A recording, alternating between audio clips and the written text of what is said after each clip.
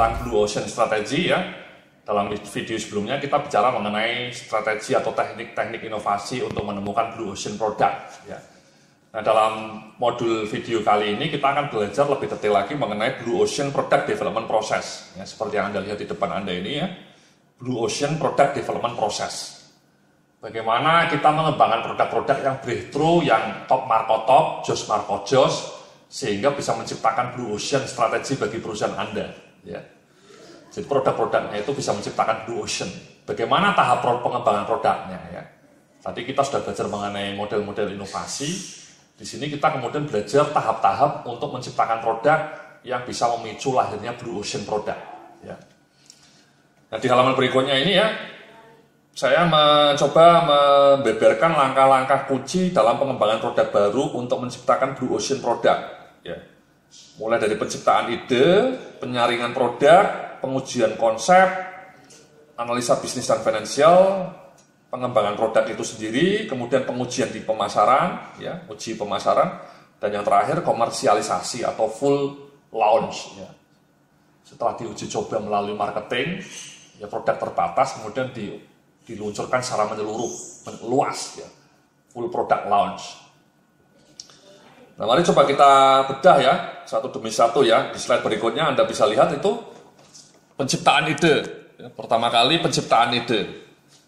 Penciptaan ide merupakan hal yang dilakukan secara kontinu dan sistematik guna menemukan peluang produk baru. Ya, jadi produk-produk Blue Ocean pertama kali ya dipicu oleh penciptaan ide baru. Ya. Disinilah langkah yang paling krusial untuk menemukan Blue Ocean produk. Anda harus kreatif, Anda harus inovatif. Ya, tadi model-model inovasinya bisa melalui inkubator lab atau melalui innovation team. Ya. Nah, metode untuk menciptakan ide-ide baru ini ada 4 ya, saya coba terangkan ya. Bisa Anda lihat yang pertama namanya analisis dimensional. Ya. Ya, di depan slide Anda ini. Metode pertama untuk menciptakan ide baru itu namanya analisis dimensional ya, yakni sebuah analisa yang mengidentifikasi daftar karakteristik atau fitur sebuah produk. Berdasarkan daftar ini, kreativitas dapat dipicu dengan mengajukan pertanyaan seperti mengapa produk beroperasi dengan cara seperti ini? Apa yang mungkin bisa diubah dari produk ini? Atau apa yang akan terjadi jika satu atau lebih dari satu fitur dihilangkan? Jadi analisis dimensional itu Anda mencoba membreakdown ya. Inilah yang mungkin dilakukan oleh Steve Jobs ya ketika pertama kali mau merilis namanya iPhone ya. Dia melihat handphone yang sudah ada di pasaran. Saat itu ada Nokia, ada BlackBerry sebagai penguasa pasar ya. Coba dibedah sama Steve Jobs dan kemudian dia melihat kekurangan dari 2 produk itu. Ya, dia salah satu yang paling tidak disukai oleh Steve Jobs, yaitu itu tadi ada tombol-tombolnya. Steve Jobs sama timnya berpikir, bisa nggak ini tombolnya ini kita hilangkan aja semuanya, kemudian handphonenya menjadi full screen seperti ini, ya, full screen, touch screen. Itulah yang terjadi ya, iPhone menghilangkan semua tombol, kemudian saat itu fitur-fitur baru ditambahkan. Apa fitur baru itu? Ya, tadi touch screen, kemudian ada ikonik, kemudian Anda bisa menggeser-geser, memperbesar gambar, memperkecil gambar hanya dengan sentuhan. Itu radikal itu. Itu namanya analisis dimensional. Jadi produk baru, produk lama dijejer, dibedah, dan kemudian apa fitur baru yang harus kita munculkan, dan fitur lama yang harus kita hilangkan. Itu proses penciptaan iPhone berdasarkan pendekatan oleh Steve Jobs dan tim, ya, dimensional. Nah, yang slide berikutnya, metode yang berikutnya problem analysis, ini metodenya. Ya, bisa Anda lihat ya di depan layar Anda. Problem analysis merupakan analisa yang disusun berdasarkan daftar permasalahan konsumen atau consumer problem. Dari daftar ini diharapkan akan muncul gagasan baru mengenai pengembangan produk atau fitur baru. Ya, jadi ini berangkat dari problem konsumen. Contohnya mungkin ini ya, saya ketika mau bikin kursus online itu ya berangkat dari problem. Ya, apa problemnya? Banyak mungkin orang mau belajar, ya, mau meningkatkan ilmunya, tapi kemudian terkendala oleh waktu, oleh biaya, bahkan lokasi. Mungkin banyak orang-orang di luar Jawa, di luar Jakarta yang ingin belajar, tapi di kotanya tidak ada seminar. Kotanya jauh dari peradaban mungkin ya, kotanya ada di pelosok, di desa-desa, sudah ada internet, tapi mereka tidak pernah bisa ikut seminar, karena seminarnya di kota-kota besar. Itu problem. Orang mau meningkatkan diri, tapi tidak bisa. Muncullah kemudian kursus online seperti ini. Harapannya kursus online seperti ini membuat orang-orang di berbagai kota di Indonesia bisa belajar seminar, meningkatkan ilmu melalui media internet seperti ini. Ya, jadi itu namanya sebuah produk yang saya ciptakan berangkat dari problem yang dihadapi konsumen. Contohnya kedua ya tentu Viagra misalnya. Problemnya apa? Ya banyak orang-orang pria-pria yang mungkin yang mengalami gangguan hormonal gitu ya, seksualitasnya terganggu gitu ya. Itu problem itu mas, wah ibu-ibu ya problem besar ya. Sehingga orang-orang di Pfizer mencoba bekerja keras menciptakan satu solusi. Ketemulah Viagra gitu ya. Jadi itu sebuah obat yang didesain untuk menciptakan problem. Dan hampir semua obat ya, memang itu berangkat dari problem konsumen ya, obat diabetes, obat hipertensi, obat panu. Sayangnya nggak ada obat sakit hati mas ya, belum ada ya, belum ada pilnya untuk mengobati sakit hati atau jomblo-jomblo yang galau itu tidak ada ya. Itu namanya problem analysis mas. Nah yang metode ketiga bisa Anda lihat di slide berikutnya ini ya, benefit structure analysis.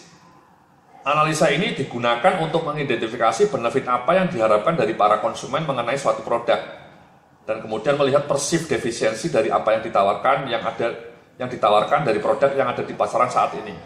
Benefit structure analysis mencoba melihat produk yang sekarang ada ini apa kelemahannya. Contohnya mungkin WhatsApp ya. Ketika WhatsApp pertama kali muncul itu dia mungkin melihat SMS itu banyak kelemahannya ya, mahal ya, tidak efisien. Dan juga Anda tidak bisa group chatting gitu ya, tidak semudah pakai WhatsApp misalnya. Emoticonnya terbatas gitu ya, tidak bisa ngirim file dalam skala yang besar misalnya.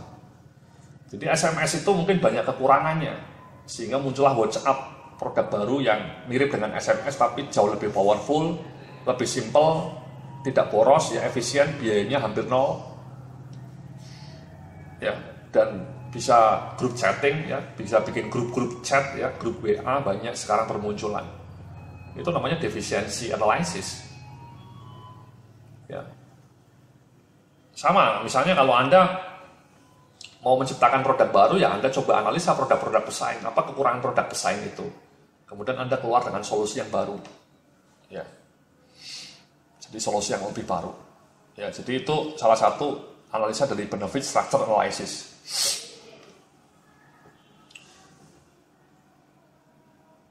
Jadi Anda mencoba menganalisa kekurangan produk yang ada di pasaran. Ya, Anda coba tekuni ya, ambil produk-produk pesaing Anda analisa di meeting Anda lihat satu persatu kekurangannya apa. Ya. Jadi membuat Anda bisa menjadi lebih ahli menciptakan produk yang bagus. Contoh yang lainnya tadi SMS ya. Contoh kedua mungkin Google ya. Dulu sekali lagi saya sudah cerita sebelum Google masuk sudah ada banyak puluhan search engine. Tapi kekurangan search engine yang dulu itu hasil pencariannya kadang-kadang tidak sesuai ekspektasi. Ya. Kita nyarinya A, munculnya B gitu ya. Muncullah Google dengan revolusioner baru algoritma Google. Sehingga defisiensi atau kekurangan produk lama itu bisa dihilangkan oleh Google dengan seketika. Sehingga menjadi sesuatu yang luar biasa. Atau sekarang misalnya Anda kenal namanya layanan Traveloka atau tiket.com ya. Sering iklan di koran, di televisi. Itu sama, mungkin sekarang selama ini kita pesen tiket melalui agen offline ya, ribet. Kita harus nelpon atau harus SMS, dikirim tiketnya melalui email gitu ya, itu ribet. Menurut Traveloka itu proses yang ribet, menurut tiket.com itu proses yang ribet. Kenapa tidak saya ciptakan aplikasi sih Anda bisa memesan tiket pesawat dengan otomatis semudah mengklik smartphone Anda. Muncullah Traveloka, muncullah tiket.com. Jadi ini produk-produk baru yang mengeliminasi kekurangan dari produk-produk lama. Itu namanya benefit structure analysis. Nah, analisa yang berikutnya ya, bisa Anda lihat di halaman berikutnya itu namanya skenario analysis. Skenario analysis adalah mengidentifikasi skenario perubahan lingkungan masa depan dan kemudian potensi kebutuhan konsumen yang akan muncul akibat perubahan itu. Jadi ini skenario analysis, Anda membayangkan masa depan seperti apa dan kemudian Anda memunculkan produk itu. Contoh yang paling sempurna mungkin mataharimall.com. Ya. Jadi Matahari kita kenal selama ini sebagai sebuah pemain besar dalam bidang department store konvensional. Nah, mereka bikin skenario planning nih. Ke depan itu e-commerce atau online shop akan meledak, akan booming terus-menerus di Indonesia. Diramalkan pertumbuhan e-commerce di Indonesia itu akan terus melaju. Nah, Matahari Mall mungkin sadar kalau saya tidak terjun ke online, saya bisa menjadi tidak relevan. Banyak orang makin suka belanja secara online, tidak lagi ke mall. Susah cari parkirnya misalnya, rame gitu ya, crowded, tidak ada waktu. Dari skenario analisis seperti itu, Matahari kemudian memprediksi bahwa online shop akan booming. Itulah kenapa kami harus segera terjun ke online juga, meskipun agak terlambat. Ya. Mereka bikinlah mataharimall.com. Gede-gedean iklannya. Meskipun agak terlambat, mereka menyadari harus segera dilakukan. Karena kalau tidak, kita bisa kehilangan relevansi. Itu namanya skenario planning itu, Mas. Dan menurut saya digital explosion itu banyak menciptakan skenario planning seperti itu. Contoh lainnya bank.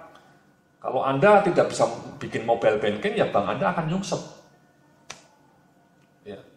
Sama televisi juga sama. Televisi itu mungkin skenario planningnya menakutkan. Karena di Amerika, di Eropa sudah terbukti remaja-remaja nonton televisinya turun di declining. Mereka lebih suka melihat smartphone mereka.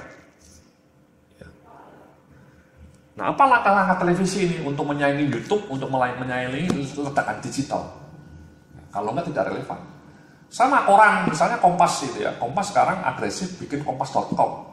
Karena apa? Mereka menyadari kalau tidak terjun ke kompas.com, koran kertasnya akan mati ya lama-lama. Karena memang oplah koran kertas itu sekarang stagnan, Mas.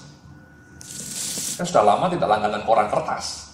Sudah lama itu saya tidak baca lagi koran kertas. Ngapain baca koran kertas ya? Saya bacanya ya dari internet, ya, dari detik.com, dari kompas.com gitu ya. Nah, itu skenario planning seperti itu harus diantisipasi untuk menciptakan produk-produk baru yang merespon kebutuhan pasar itu. Karena kalau tidak, Anda tidak relevan, Anda bisa mati. Ya. Jadi itu namanya penciptaan ide, ya. Ada analisis dimensional, ada analisis problem solving, ada analisis benefit, dan kemudian terakhir ini namanya skenario planning untuk memicu lahirnya ide-ide produk baru. Ya. Nah, dalam video berikutnya nanti kita akan coba bahas tahapan-tahapan produk development lainnya untuk bisa memunculkan blue ocean product. Terima kasih, sampai jumpa dalam video berikutnya.